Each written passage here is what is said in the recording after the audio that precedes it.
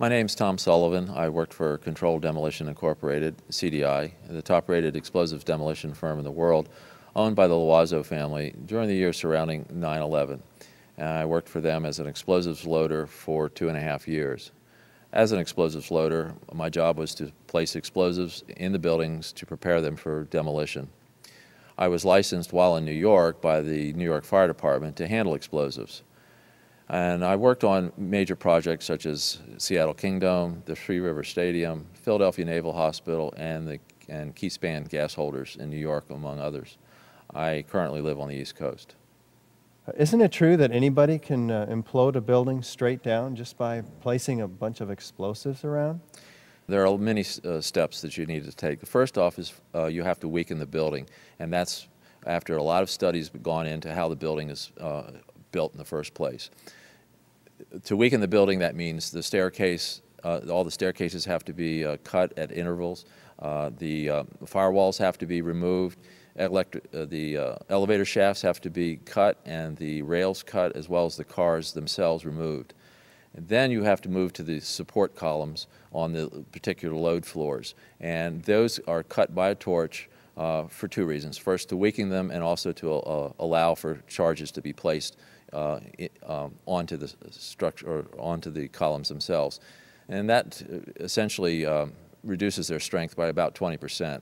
And even with all of that work being done to weaken this building, it still remains safely standing, so we can continue to work in it.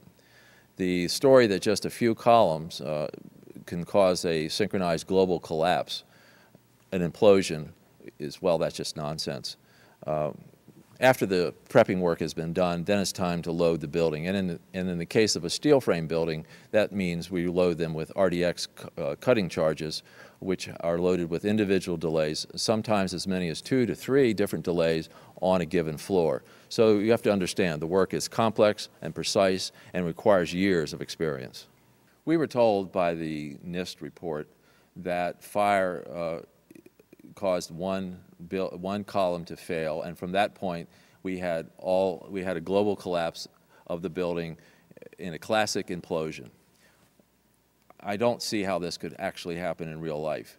When we load a building, we have to have all the support columns on a given load floor fail at the same time, within milliseconds of one another, and therefore the entire building comes down in a synchronized implosion.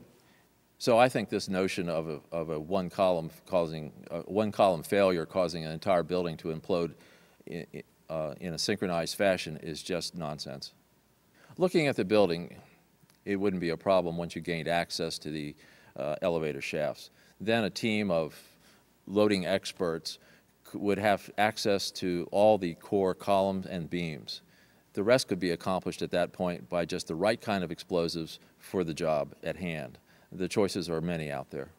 Well, I've worked on buildings, steel frame buildings, where essentially you load only the bottom third of the building, and that causes the building to implode. Yes, we have loaded buildings in that fashion where just the core support columns are loaded, and we don't necessarily have to load the outside perimeter columns to have this building come down successfully.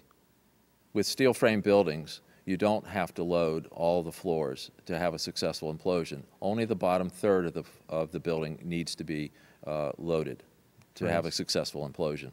For instance, I worked on a building in Hartford, Connecticut, the CNG building, where we did just that. You wouldn't need miles and miles of det cord. You could have used wireless remote detonators, and they have been available for years. You need to only look at an action movie to see them in use, and of course the military has them as well. Contractors don't use them, on the other hand, because they're just too expensive. Well, you wouldn't have found steel casings to be left in the rubble. They haven't been used for years. What we use now is RDX copper-jacketed shape charges, and when they're initiated, there's nothing left of those charges. And in the case of thermite, well, thermite self-consuming cutting charges have been around since they first patented in 1984. So there would be nothing left in the debris pile except some residue of molten iron. Well, the key word here is controlled demolition, and I emphasize the word controlled. We use careful placement of the charges. They're always focused and precise. And we're just not talking about setting off a bomb here. Plus, the amount and type of explosives can pretty well take care of any collateral damage.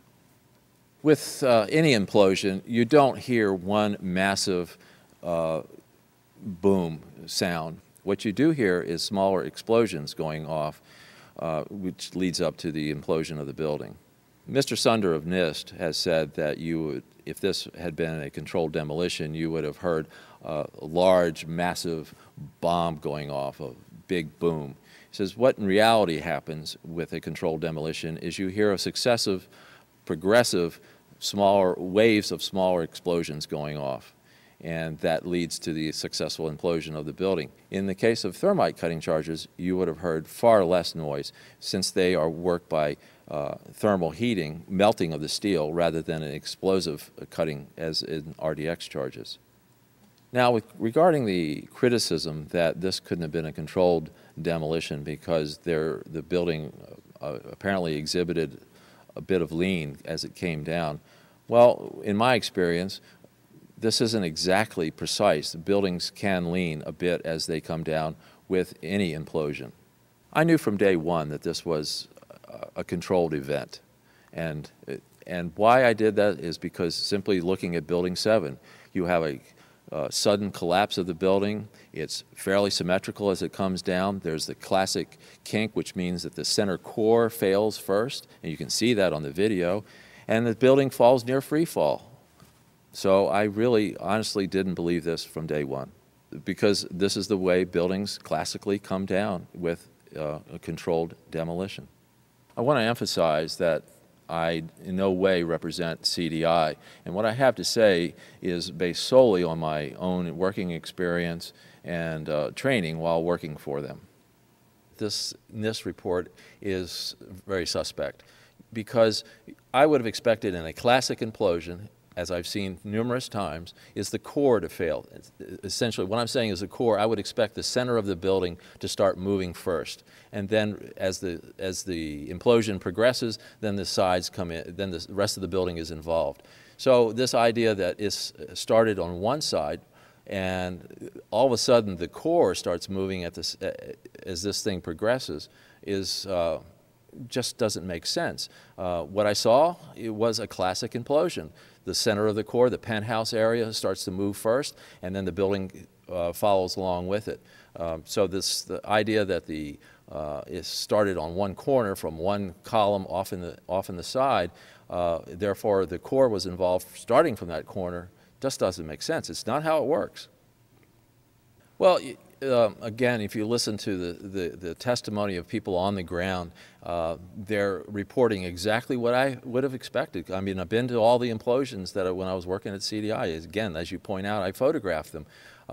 And what you hear is waves of explosions going off, not one massive big boom, but you hear boom, boom, boom, boom, boom.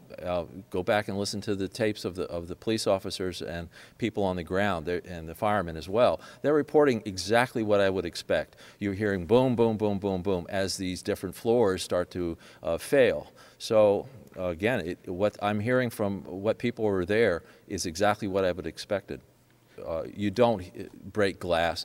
So collateral damage, windows breaking for blocks around, that kind of thing, it just doesn't happen if it's a controlled demolition.